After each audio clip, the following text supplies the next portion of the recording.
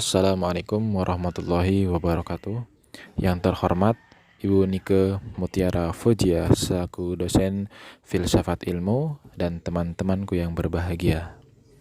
Pertama-tama marilah kita panjatkan puja dan puji syukur kehadirat Allah Subhanahu wa taala yang mana Ia telah memberikan nikmat sehat sehingga kita bisa mengikuti perkuliahan pada hari ini. Sebelumnya, perkenalkan, saya Muhammad Akmal Fajri Rizki selaku moderator. Ada pula anggota kelompok 6, yaitu Muhammad Nazri, Muhammad Akmal Fajri Rizki, Al-Waha Anjumita, Rumaisyah Fadilah, Aisyah Nur Karomah, Fatma Fianda Aulia. Adapun topik yang akan kami bahas pada kesempatan hari ini, yaitu tentang teknologi.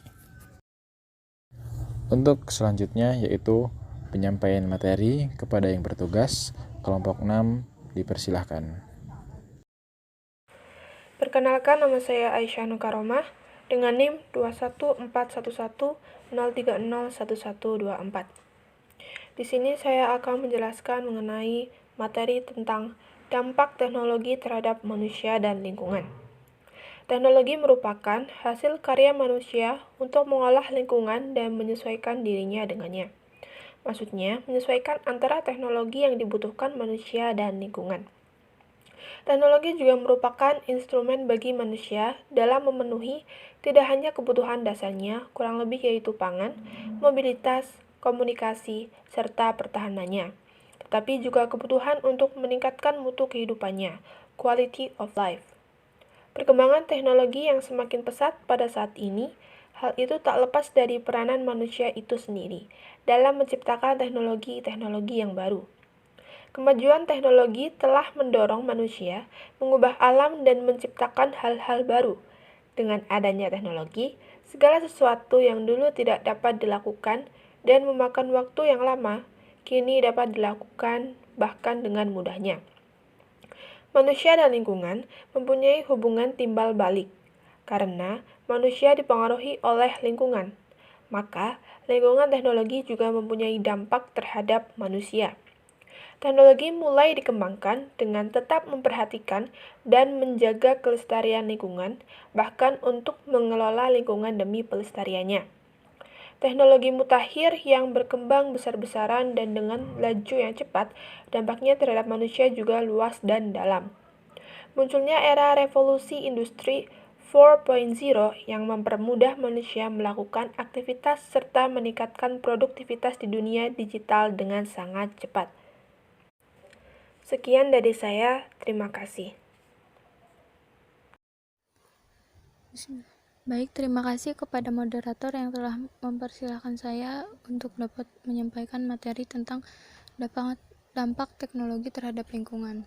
Perkenalkan, nama saya Rumaisyah Fadilah dengan NIM 2141103011118. Adapun dampak teknologi terhadap lingkungan yaitu yang pertama, terkurasnya sumber daya karena teknologi cenderung berkembang ke arah penciptaan kebutuhan baru, hiperkonsumsi, maka eksploitasi sumber daya semakin meningkat terutama untuk memuaskan kebutuhan kultural. Yang kedua ialah gangguan iklim, tumbuhnya megalopolis dan kawasan industri dapat menimbulkan perubahan cuaca. Dan yang ketiga, pencemaran lingkungan.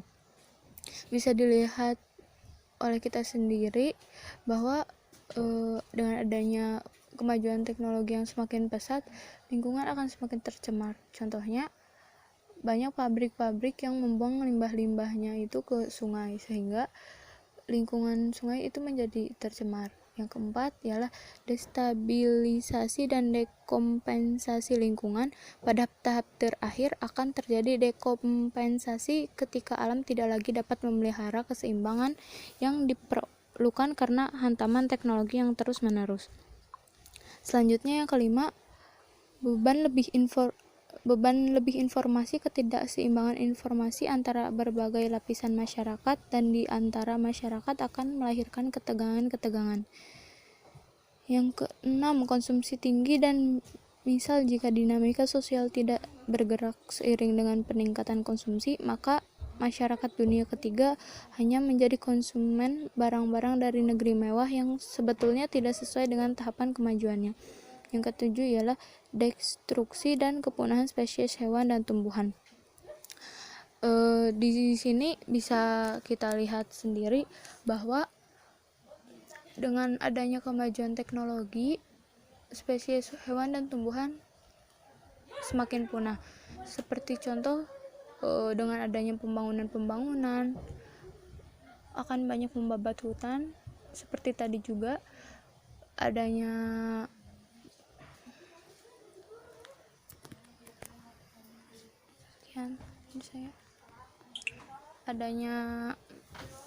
pabrik-pabrik yang dibangun sehingga limbah-limbah dibuang ke sungai, menjadi sungai itu menjadi tercemar, sehingga ikan-ikan di sungai pun menjadi habis. Yang terakhir ialah biokulturasi kultural. Sekian dari saya. Assalamualaikum warahmatullahi wabarakatuh. Assalamualaikum warahmatullahi wabarakatuh. Perkenalkan, nama saya Muhammad Nasriuddin Sa dengan NIM 214110301057. Di sini saya akan membacakan materi yang keenam, yaitu isu dampak teknologi terhadap kehidupan sosial masyarakat. Masyarakat dan lingkungan sosial tidaklah bisa dipisahkan. Sebagaimana kita ketahui bahwa manusia adalah makhluk sosial yang saling membutuhkan satu dan yang lainnya. Dalam ilmu sosiolog, dikemukakan bahwa manusia adalah makhluk sosial yang tidak bisa hidup sendiri. Manusia harus saling berkomunikasi dan berinteraksi langsung antar sesama. Namun jika kita melihat fakta yang ada, kehidupan sosial masyarakat saat ini sepertinya istilah makhluk sosial yang berunsurkan interaksi dan komunikasi langsung mesti ditelah dan dikaji ulang. Zaman dan teknologi telah mengubah pola dan sistem kehidupan sosial masyarakat modern. Teknologi yang mengalami pertumbuhan yang sangat signifikan secara eksplisit memberi dampak yang sangat besar terhadap kehidupan sosial manusia masa kini. Ya, di sini saya akan menjelaskan sedikit materi yang saya bawakan. Manusia adalah makhluk sosial yang tidak bisa hidup sendiri, bergantung dengan yang lain dan saling membutuhkan. Zaman dulu sama zaman sekarang bisa dikatakan jauh berbeda. Contoh saja zaman dulu belum secanggih zaman sekarang. Mereka masih bermain tradisional. Dengan adanya permainan tradisional, mereka bisa saling berkomunikasi dan berinteraksi langsung antar sesama dan menjaga tali pertemanan. Berbeda dengan zaman sekarang, dengan adanya teknologi canggih, contoh saja HP. Mereka sibuk dengan HP-nya masing-masing. Apalagi sekarang maraknya permainan game online. Mereka tidak memperdulikan teman di sampingnya. Mereka asik dengan gamenya. Dengan adanya seperti ini, terlihat jelas kurangnya komunikasi dan berinteraksi, asik dengan dunianya masing-masing. Di sini bisa digarisbawahi dengan adanya perkembangan teknologi memberikan dampak yang sangat besar terhadap kehidupan sosial manusia masa kini. Ya, cukup sekian dari saya. Wassalamualaikum warahmatullahi wabarakatuh. Assalamualaikum warahmatullahi wabarakatuh. Perkenalkan, nama saya Fatma Fianda Aulia dengan NIM 214110301065. Di sini saya akan membacakan materi ketujuh. Selain karena kemajuan teknologi yang menyajikan berbagai wahana untuk mempercepat komunikasi antar individu, salah satu faktor yang menyebabkan berkurangnya masyarakat sosial adalah adanya emosi tidak percaya terhadap lingkungan sendiri, bahkan dalam lingkungan terdekat seperti keluarga, tetangga, dan lingkungan kerja.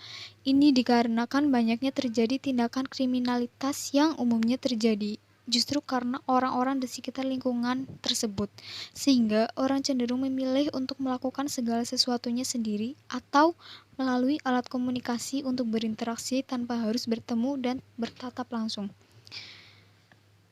Sekian Baik, di sini saya akan menjelaskan materi selanjutnya.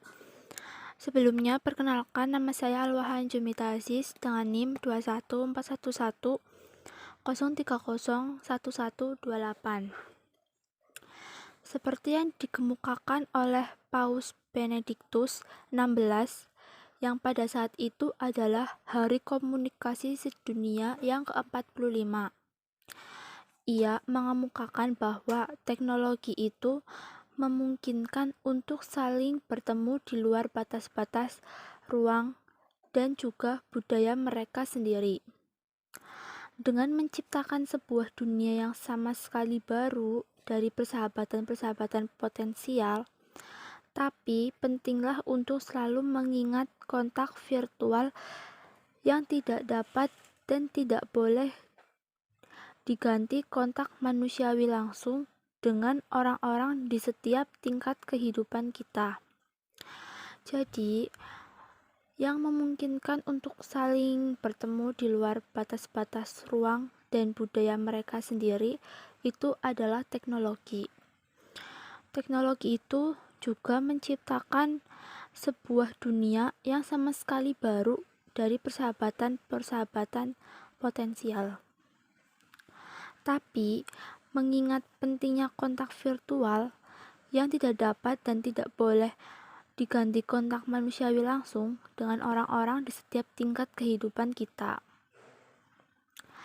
Secanggih apapun teknologi yang bisa menciptakan komunikasi dan interaksi yang serba praktis, kontak langsung tetap merupakan fundamental bagi manusia.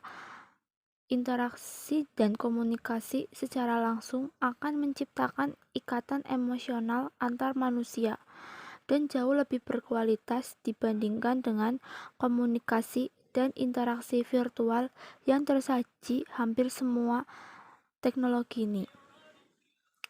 Jadi, secanggih apapun teknologi yang bisa komunikasi dan juga bisa interaksi yang serba praktis, tetap kontak langsunglah yang merupakan fundamental bagi manusia.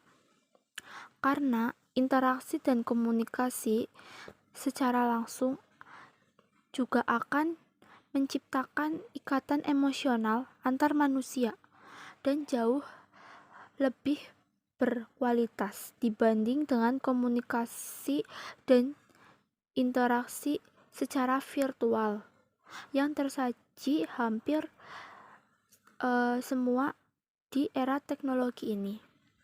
Terima kasih. Mungkin cukup sekian presentasi dari kelompok kami. Bila ada kesalahan dari kelompok kami, kurang lebihnya mohon maaf. Assalamualaikum warahmatullahi wabarakatuh.